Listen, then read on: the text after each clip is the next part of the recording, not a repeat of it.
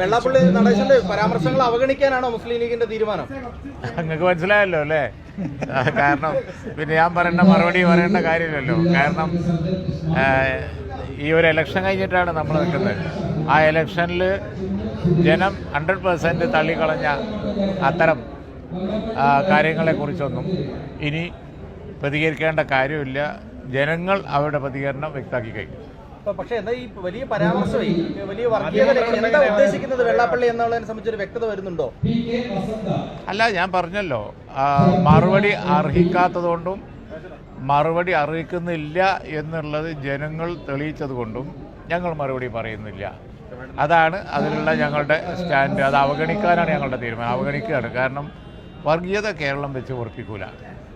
അത് കേരളം ഈ തെരഞ്ഞെടുപ്പിൽ തെളിയിച്ചു കഴിഞ്ഞു. പിന്നെ എന്തിനാ പ്രതികരിക്കേണ്ട ആവശ്യം? വെറുതെ നിങ്ങളിതിന് സമയം കളയരുത്. നിങ്ങളോട് ഞാൻ പറയാണ്,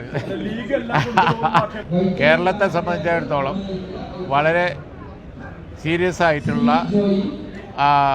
ഒരു മാനിഫെസ്റ്റോ അജണ്ട, അതിൻ്റെ പണിപ്പുരയിലാണ് ഞങ്ങൾ. തീർച്ചയായിട്ടും ഈ തെരഞ്ഞെടുപ്പിൻ്റെ മുമ്പായി ഒരു നിശ്ചിത സമയത്ത് UDFൻ്റെ ആ മാനിഫെസ്റ്റോ, ഞങ്ങളുടെ പരിപാടി പുറത്തു വരും. ഇന്ന് കേരളം അഭിമുഖീകരിക്കുന്ന വളരെ സീരിയസ് ആയിട്ടുള്ള പ്രശ്നങ്ങൾക്ക് മുഴുവൻ സൊല്യൂഷൻ കാണുന്ന ഒരു പെർഫെക്റ്റ് പരിപാടി ഞങ്ങൾ ജനങ്ങളുടെ മുമ്പിൽ അവതരിപ്പിക്കും. ജനങ്ങളുടെ ശ്രദ്ധ ഇപ്പോൾ തിരിയേണ്ടത് അതിലേക്കാണ്.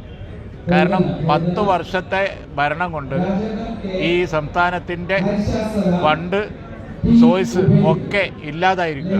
ആ ഫണ്ട് സോഴ്സ് നമുക്ക് തിരിച്ചു കൊണ്ടുവരേണ്ടതുണ്ട്.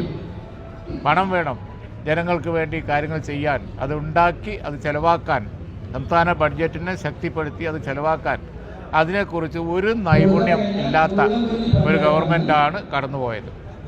അതുകൊണ്ട് തന്നെ അത് തിരിച്ചു കൊണ്ടുവന്ന് ജനങ്ങളുടെ പ്രശ്നങ്ങൾ പരിഹരിക്കുവാനുള്ള നടപടികൾ ഞങ്ങൾ അവതരിപ്പിക്കും.